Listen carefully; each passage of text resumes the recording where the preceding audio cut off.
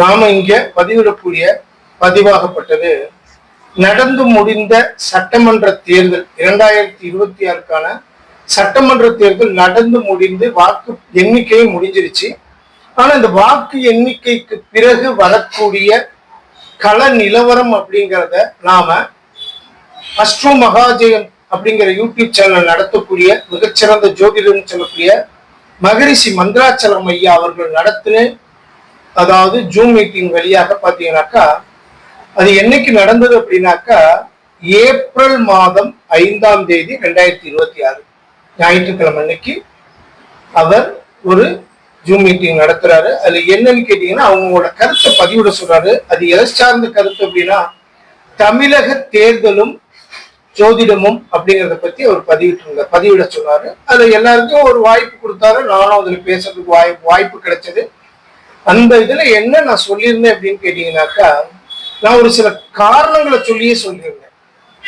அதாவது இந்த 2026 தேர்தல் களமாகப்பட்டது பாத்தீங்கன்னாக்கா நடக்கக்கூடிய நாட்கள் நேரங்கள் ஓட்டு எண்ணிக்கை அதாவது வாக்கு எண்ணிக்கை நடக்கக்கூடியது எல்லாத்தையுமே அவங்க மீட்டிங்ல இருக்கும் போதே அவங்கள்ட்ட ஒரு சில தேதியை வாங்கி நான் கணிதம் போட்டு அந்த நேரத்தில் அதுக்கான விளக்கங்களை சொன்னேன். அப்ப நான் சொன்ன விவரம் என்னன்னு கேட்டீங்கன்னா இந்த சட்டசபை தேர்தல் அப்படிங்கிறது நிச்சயமாக பாத்தீங்கன்னாக்கா அதாவது எந்த கட்சின்னு நான் சொல்லாம சொன்னேன். ஏன்னா கட்சியை சொன்னாதான் இங்க எல்லாத்துக்குமே உடனே கோவம் வந்துடும். அவங்கவுங்க மல்லுக்கு நிக்கிறதுக்கும் நம்ம போடக்கூடிய சேனல்ல பாத்தீங்கன்னா நம்மள எந்த அளவுக்கு ஏக வசனத்துல பேச முடியுமோ அதெல்லாம் பேசுறதுக்கும் தயாரா இருப்பாங்க.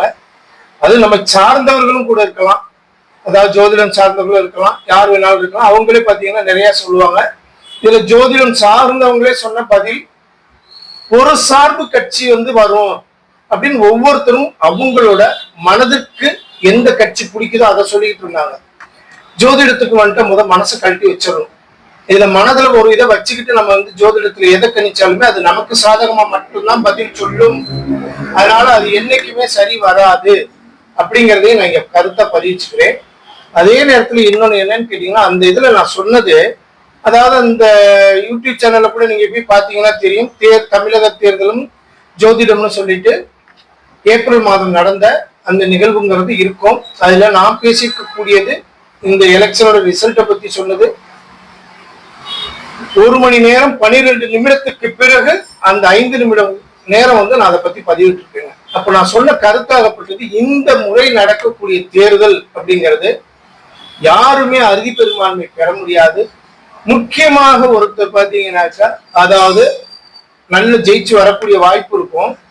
ஆனா என்னன்னு கேட்டீங்கன்னா கூட்டணி வச்சவங்க கூட பாத்தீங்கன்னாக்கா மெஜாரிட்டியா அறுதி பெரும்பான்மை பெற்று தனி மெஜாரிட்டியா யாருமே இங்க ஆட்சி அமைக்கவே முடியாது. இது ஒரு இழுபறி நிலையில் இருக்கும் அப்படின்றத நான் சொல்லியிருந்தேன். அதே போல பாருங்க தேர்தல் முடிவுகள் வந்ததற்கு பிறகு இப்ப இருக்கிறதுல 108 தொகுதிகள் மட்டுமே ஒரு அரசியல் பிரமுகர் ஜெயிச்சிருக்காங்க. இங்கேயும் நம்ம பேரை சொன்னோம்னா எல்லாருக்குமே கோபம் வந்துடும். அவர் ஜெயிச்சு இன்னைக்கு முதலமைச்சர் ஆகிறதுக்காக பாத்தீங்கன்னா 10 இடங்கள் அவருக்கு தேவைப்படுது. இப்ப இந்த 10 இடங்கள் தேவைப்படுது அப்படிங்கிறப்ப பாத்தீங்கன்னா இந்த 10 இடத்தை அவர் வாங்கும் போது அதில் வரக்கூடிய நபர்கள் பாத்தீங்கன்னாக்கா ரொம்ப அவங்களோட தேர்ந்தெடுக்கிறதே பாத்தீங்கன்னாக்கா இப்போ வெற்றி பெற்றிருக்கக்கூடிய அந்த ஒரு கட்சியாகப்பட்டது தேர்ந்தெடுக்கக்கூடிய நபர்களை மிகவும் கவனமாக தேர்ந்தெடுக்கணும். அதை விட இன்னொன்னு என்னன்னு கேட்டீங்கன்னா இப்ப ஜெயிச்ச அறுதி பெரும்பான்மைக்கு நெருங்கி இருக்காரு. நான் அன்னைக்கு சொன்னது அறுதி பெரும்பான்மை கிடைக்காதுன்னே சொன்னேன். அப்போ அந்த 128 127 அதுல பேசியிருப்பேன். அதாவது 117 118 தான் தேவை. ஆனா நான் சொல்லியிருக்கேன் 127 128 சொல்லியிருப்பேன்.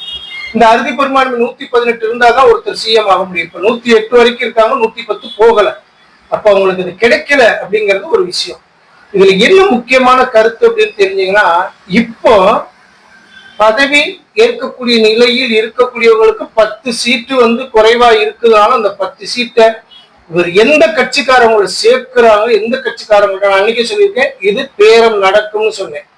அப்ப அவங்க என்ன செய்வாங்க எனக்கு ஒரு பதவி முக்கியமான பதவியை கேட்பாங்க, ஏதாவது ஒண்ணு செய்வாங்க. அதே நேரத்துல பாத்தீங்கன்னாக்கா இந்த இடத்துல வரக்கூடியவங்க இதுவரை ஆண்டு கொண்டு இருந்த 2 மாபெரும் கட்சிகளை பின்னுக்கு தள்ளி முன்னுக்கு வந்த அந்த கட்சியின் தலைவர் மிகவும் கவனத்துடன் பாத்தீங்கன்னாக்க முடிவெடுக்க வேண்டிய கட்டாயத்துல இருக்காரு.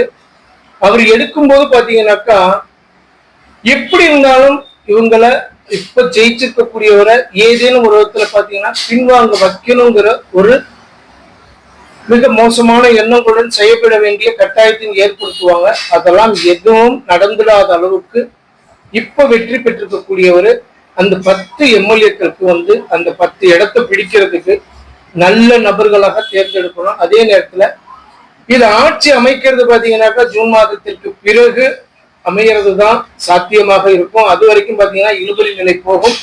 அதை மீறி சாத்தியக்கூறுகள் ஏற்பட்டு ஆட்சி அதிகாரத்தில் போய் உட்காரும் போது பாத்தீங்கன்னாக்கா சங்கடங்களை தரத்துக்கு வாய்ப்புகள் கொடுக்கும்ன்றதையும் ஞாபகம் வச்சுக்கணும். ஏன்னா அவரோட ஜாதகங்களை ஒரு சிலர் மூலியமாக எனக்கு கிடைச்சது. அந்த ஜாதகத்தை நான் ஆய்வு பண்ணி அன்னைக்கே உடனே அவரோட ஜாதகத்தையும் வச்சு ஆய்வு பண்ணி தான் நான் உடனே சொன்னேன் மீட்டிங் நடக்கும் போதே. இப்பயும் அதே தான் சொல்றேன்.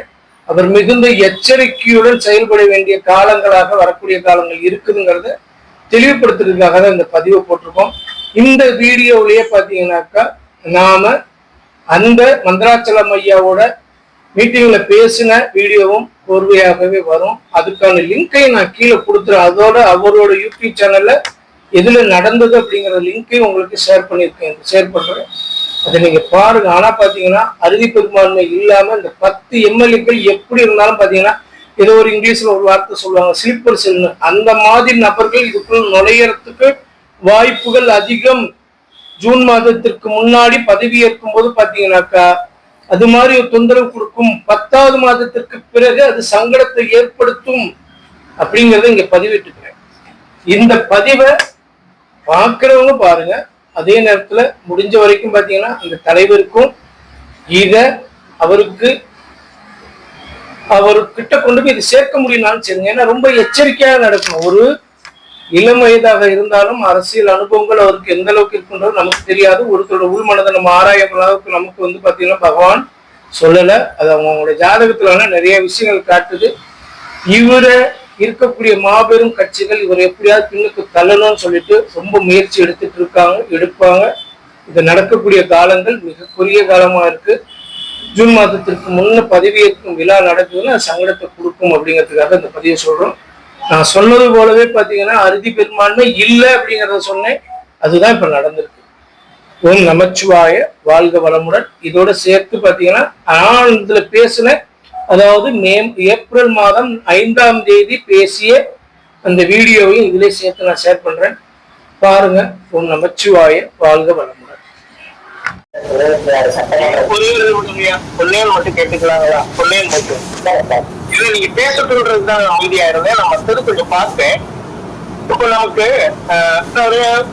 மற்றவங்களுக்கு டிஸ்டர்ப் இருந்தா கொஞ்சம் மன்னிச்சுக்கோங்க. நான் ஒரு சில விஷயம் கேட்கணுன்றதுக்காக தான் ஐயா கிட்ட கேட்கிறேன்.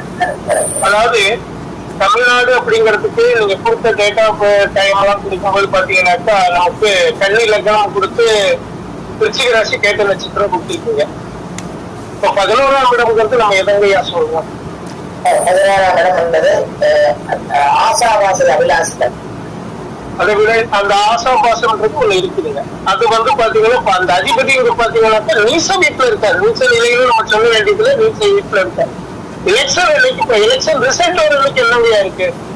அது அப்ப அது கேட்டை நட்சத்திரம் 1ஆம் பாகத்துல பாத்தீங்கன்னாக்கா இந்த தமிழ்நாடு இதுல வருது. ரிசல்ட் அன்னைக்கு பாத்தீங்கன்னாக்கா கேட்டை நட்சத்திரம் 2ஆம் பாகம் வரைக்கும் போகுது, இரவு நேரத்து வரைக்கும். நான் அதெல்லாம் கணிதம் போட்டுக்கிறேன். கொஞ்சம் உடனே எடுத்து டைம் கொடுங்க. என்னவையா எல்லாம் கணக்கு போட்டு எடுத்துட்டு கொடுத்திருக்கக்கூடிய ஜாதகம் ஒரிஜினல் ஜாதகம் இல்ல. நான் அதுக்கெல்லாம் ஒரு 2 விஷயம் மட்டும் பேசிக்கிறேன். குறிப்பிட்டதுக்கு மன்னிக்கணும். இப்போ எலெக்ஷன் அன்னைக்கே பாத்தீங்கன்னாக்கா இதுல இன்னொரு விஷயம் என்னன்னு கேட்டீங்கன்னா எலெக்ஷன் அன்னைக்கு இருக்கக்கூடியதுக்கே பாருங்க. அதாவது ரிசல்ட் அன்னைக்கு இருக்கக்கூடியதுக்கும் சரி, அன்னைக்கு இந்த லக்னத்திற்கு அதாவது பாத்தீங்கன்னா தமிழ்நாடு லக்னத்திற்கு 8ஆம் இடத்ததிபதி போய் பாத்தீங்கன்னா சனி பகவானோட சேர்றார். அதே தமிழ்நாடு ஜாதகப்படி லக்னத்துக்கு 7ஆம் இடத்துல பாத்தீங்கன்னா சனி பகவான் இருக்காரு. இப்ப இது எல்லாமே பாருங்க அந்த நாள்ல என்ன நடக்க போகுது, ரிசல்ட் டைத்துல என்ன இரவு நேரத்துல இருக்கக்கூடிய நேரம் என்ன ஆகுதுன்னு கேட்டீங்கன்னா அதுக்கு என்ன காரணம் நான் சொல்லிடுவேன். இது யாரு எடுத்துக்கிறீங்க எடுத்துக்கிறது யார் எந்த கட்சின்றதுதான் நீங்க குறிப்பிட்டு சொல்ல விரும்பல. நான் பொதுவான ஒரு விஷயம் சொல்லிடுறேன். அன்னைக்கு நடக்கக்கூடியது அப்படிங்கிறது செவ்வாய் திசாவில் ராகு புத்தியில், குரு அந்தரத்தில், ராகு சூட்சமத்தில், சூரிய பிராணத்தில், சுக்கிரனோட சித்திரம் போயிட்டு இருக்குது. இரவு 7:50 வரைக்கும் போகுதுங்க. இதுல என்ன நடக்குதுன்னு கேட்டீங்கன்னா, அந்த ராகு சூரியன் வருதே நமக்கு வந்து தவறுன்றதுதான் எடுத்துக்கணும். அதுவே அந்த இடத்துல பாத்தீங்கன்னா இது என்னன்னு கேட்டீங்கன்னா, ஒரு அறுதி பெரும்பான்மை கிடைக்க வாய்ப்புகள் இல்லைங்கிறது வந்து தெளிவா சொல்லுது. இதுல என்னன்னு கேட்டீங்கன்னா, மறைமுகமாக மனக்குழப்பத்துடன் மறைமுகமாக பாத்தீங்கன்னா பேரம் பேச வேண்டிய இடத்துக்கு போகுன்றதுதான் இங்க சொல்லுதுங்க. அதே தானே நானும் மறைமுகமா பேசிட்டு இருக்கிறேன். இல்ல இல்ல நான் வெளிப்படையா சொல்லிடுது. காரணம் என்னன்னு கேட்டீங்கன்னா, அடுத்தது அரச கிரகம்னு சொல்லக்கூடிய இடத்துல பாத்தீங்கன்னாக்கா, இந்த லக்னாதிபதியே போய் பாருங்க. அன்னைக்கு ரிசல்ட் அன்னைக்கு இந்த லக்னாதிபதி 8ஆம் இடத்துல சூரியன் இருக்காரு. அவரோட பாத்தீங்கன்னாக்கா அவர் போய் அங்க இருக்காருங்க. லக்னாதிபதி அங்க போயிடுறாரு. புதன் பகவான் அங்க போறாரு. இது எல்லாமே இப்ப நான் வந்து உங்கள்கிட்ட அதுக்குதான் டைம் கேட்டு எடுத்தது. இது எல்லாமே இங்க வந்து சாதகமற்ற சூழல். யாருமே பாத்தீங்கன்னாக்கா நான் தனி மெஜாரிட்டியா நான் வந்து ஜெயிச்சிட்டேன் அப்படின்னு சொல்றது கூட்டணி கட்சிகள் இருந்தாலுமே சொல்றேங்க. அது எந்த கூட்டணி கட்சிகளாக இருந்தாலும். இதுக்கு ஒரு சின்ன உதாரணம் சொல்றேங்க. அதாவது ஒரு எறும்பு புத்துக்கிட்ட போய் நிக்கிறோம். கடிச்ச எறும்பு எது என்பது தெரியாது. நம்ம எல்லா இடத்துல எறும்பையும் சேர்த்து நஷ்டப்படும். இப்ப இந்த தடவை எலெக்ஷனே எப்படி நடக்க போகுதுன்னு கேட்டீங்கன்னா, கெடுதல் செஞ்சது யாருன்றது இல்ல, நமக்கு தீமையாக எந்த கட்சி இருந்தது அப்படின்றதுலாம் நம்ம பார்க்க போறல. யார் ஒரு நபர் யாரால் தவறு நடந்ததோ அந்த நபர் சார்ந்த கட்சிகளுக்கு பாத்தீங்கன்னா சில பாதகத்தை கொடுக்கும். இது எந்த கட்சி அந்த கட்சி இல்ல, எல்லா பக்கத்துக்குமே இது வருங்க கண்டிப்பா. அதனால இது என்னன்னு கேட்டீங்கன்னா, அறுதி பெரும்பான்மை போகாம கடைசி நேரம் வரைக்கும் பாத்தீங்கன்னா இழுபறி ஆகிற மாதிரி ஒரு சூழ்நிலையை கொண்டு போகத்தான் செய்யும். இது அந்த மாதிரி தான் வரும்.